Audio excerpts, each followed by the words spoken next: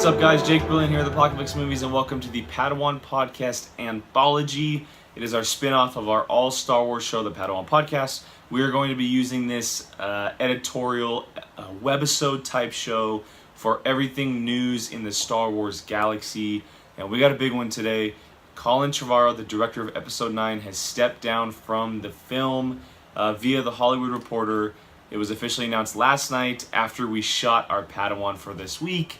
That he will no longer be attached to the movie, and comments were made both from Lucasfilm and Trevorrow, and basically they just said our visions for the film have changed, and that can mean a lot of things. We're not going to know the exact details as to why, but all we know at this point is that Trevorrow is no longer attached to film to direct. Now, obviously, the next so many weeks or days or however long it takes until a director is announced, we're going to be speculating as to who could take over this movie, as to why Lucasfilm and Trevorrow decided to split ways.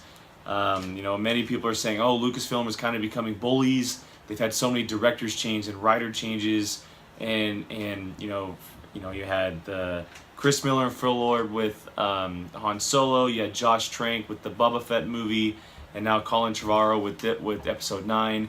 What's going on? But I'm not going to speculate and debate that, because I believe that Lucasfilm just knows what they want.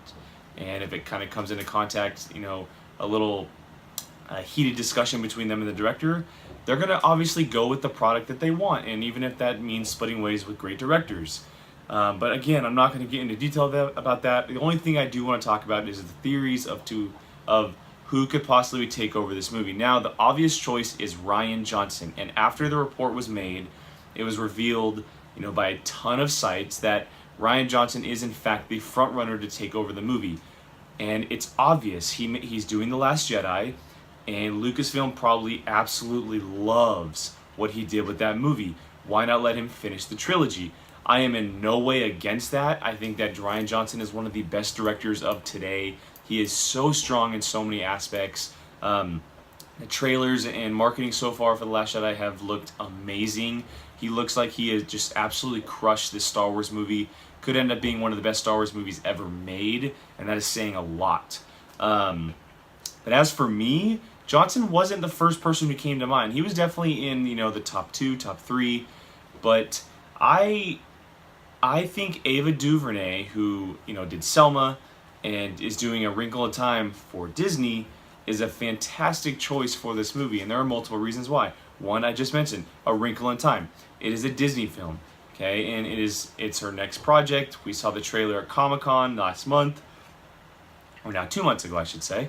Why not keep her in the Disney family? And it might have just been a prep for a future Star Wars movie, that maybe a spin-off movie down the road. She was, in cohorts with Marvel until she stepped down from Black Panther, and maybe Lucasfilm is like thinking, hey, we wanted her for a spin-off movie, but now Episode 9 is open. Why not let her finish that?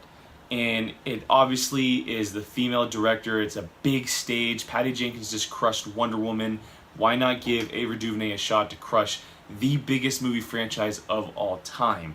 That would say a lot. Not to mention, she's just one of the best directors working today. And then you go to Rian Johnson and all the things that I mentioned, and it just kind of makes sense. But those aren't the only two names out there. I mean, you can go back to J.J. Abrams. You can go to Gareth Edwards, who's already been in the Star Wars universe. People wanting Jon Favreau, who was in the Marvel world, to direct a Star Wars movie for a very long time. He did The Jungle Book. He's doing The Lion King. Why not do a Star Wars movie? I do think that he'll do one at some point. I don't know if it'll be Episode 9, but I would love to see him jump on board in a Star Wars movie for sure. Denis Villeneuve, who's doing Blade Runner 2049. You got James Gunn on the Marvel side of things. Maybe bring him over to the Star Wars side of things. There's so many names out there that can direct a Star Wars movie, some that we have not even thought of. But I do believe it's kind of a two-head race right now. It's one between The Last Jedi director Rian Johnson and Ava DuVernay. DuVernay's name hasn't really popped up, but I believe that her being in the Disney family so far with A Wrinkle in Time, it just makes sense. And not to mention that I would absolutely love to see it, especially if that movie crushes like the trailer did. It could end up being pretty cool. So let me know what you think in the comments. I love talking this stuff, so head down there. Let's have a conversation. Who do you think should direct episode 9? What do you think the real reason behind it was? Are you okay with Trevorrow stepping down? Do you think Lucasfilm was kind of being a little bit of a bully? Let's have a conversation, debate it, speculate, throw some theories out there. I am Jake Blinn. You can find me on Twitter and Instagram at Qui-Gon Jake. That is right, at Qui-Gon Jake. Make sure you check out Apocalypse Movies, not only the website, but the YouTube channel as well. Padawan Podcast, Comic Hero Talk, movie reviews, trailer reactions, everything we got going on here. As well as iTunes. We are now up on iTunes. You can check out all of our main shows up on iTunes, the audio feeds. Very easy way for all of you to download those and listen to them. We really, really appreciate it. Share, subscribe, and like, of course. We appreciate it. Thank you very much. And until next time, may the Force be with you.